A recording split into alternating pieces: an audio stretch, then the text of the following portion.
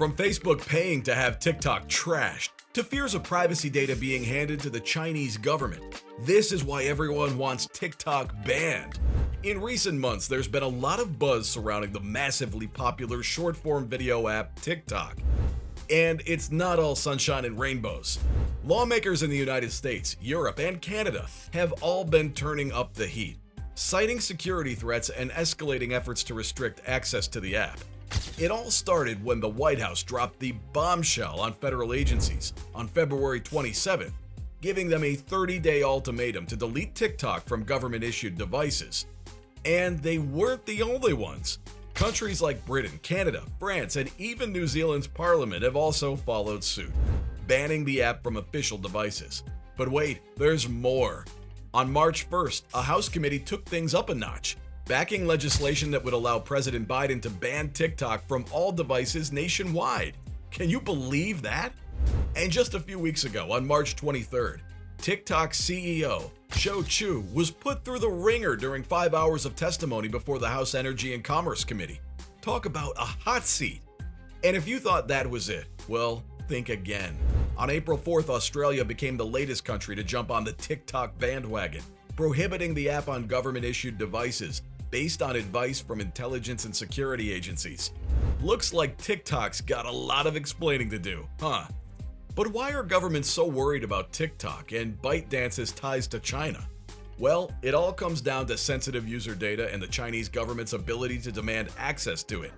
Lawmakers and regulators in the West have been sounding the alarm that TikTok and its parent company, ByteDance, could be giving the Chinese government access to user data, such as location information. They've pointed to laws in China that allow government to secretly demand data from companies and citizens for intelligence gathering operations. On top of that, there are concerns that China could use TikTok's content recommendations to spread misinformation, further exacerbating the issue. It's a tricky situation and one that TikTok has long denied. So what has TikTok's response been to all of this? Well, they've certainly been putting up a fight. TikTok has referred to the bans as political theater, criticizing lawmakers for attempting to censor Americans. They've also been pushing back against concerns about national security, calling on CFIUS to adopt the proposed agreement that they've been working on for nearly 2 years. But that's not all. It's an uncharacteristic move. TikTok has been making a push in Washington to meet with influential think tanks, public interest groups, and lawmakers to promote their plan to the government. It's clear that they're not backing down without a fight. If you're familiar, TikTok is a social media platform that has taken the world by storm. With millions of users worldwide, TikTok has become a powerful force in the world of social media. At its core, TikTok is about creativity and self-expression. It provides a platform for people to share their talents, showcase their unique perspectives, and connect with others who share their interests. It's a place where anyone can become a star, regardless of their background or level of experience. However, there are concerns about the potential risks and dangers associated with TikTok. From cyberbullying to the exploitation of users' privacy data, there are valid concerns that need to be addressed. So what about the situation in the United States, you ask? Since November of last year, over 24 states have banned TikTok on government-issued devices, and many colleges across the country, such as the University of Texas at Austin, Auburn University, and Boise State University, have followed suit by blocking the app from their campus Wi-Fi networks. It's worth noting that the app has already been banned for 3 years on U.S. government devices used by the Army, the Marine Corps, the Air Force, and the Coast Guard. However, these bans typically don't extend to personal devices, and many students have found ways around them by switching to cellular data to continue using the app. And what about what the Biden administration is doing in regards to the TikTok situation? Well, it seems like things are still up in the air. Recently, TikTok announced that the administration wants its Chinese owners to sell the app or face a possible ban. However, the administration has been relatively quiet on the matter, with the White House only acknowledging an ongoing review in response to questions about TikTok. What I can say is that the president has been very clear about his concerns with apps like TikTok, and I just laid out the CDC reporting and how it's affecting our children.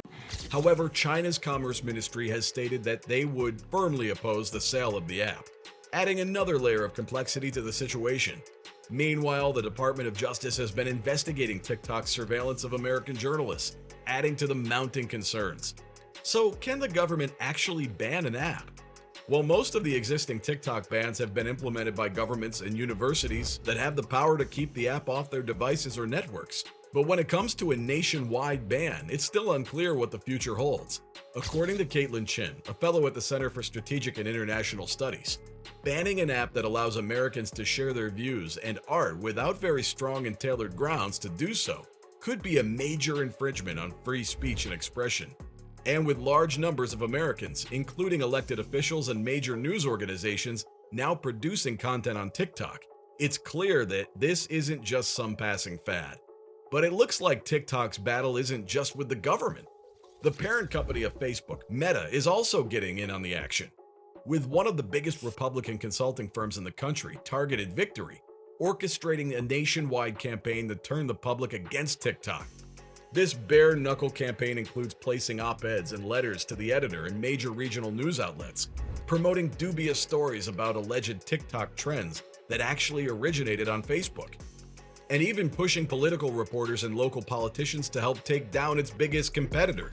These tactics have become increasingly noticeable within the tech industry, where companies are vying for cultural relevance. According to internal emails shared with the Washington Post, Targeted Victory employees work to undermine TikTok through a nationwide media and lobbying campaign, portraying the app as a danger to American children and society.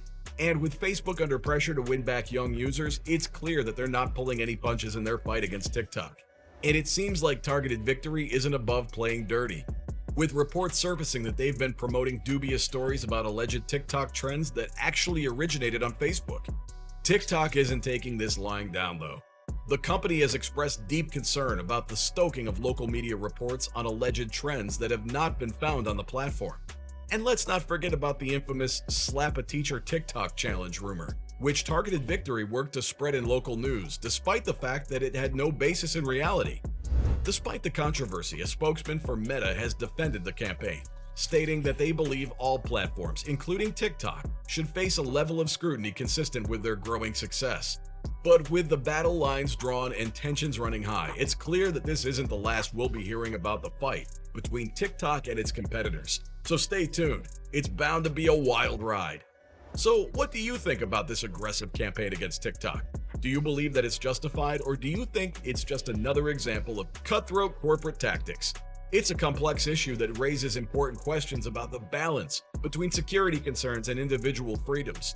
But make no mistake, if the government does move forward with a ban, it could be in for a major legal battle. So keep your eyes peeled, folks, because this is definitely not the last we'll be hearing about TikTok.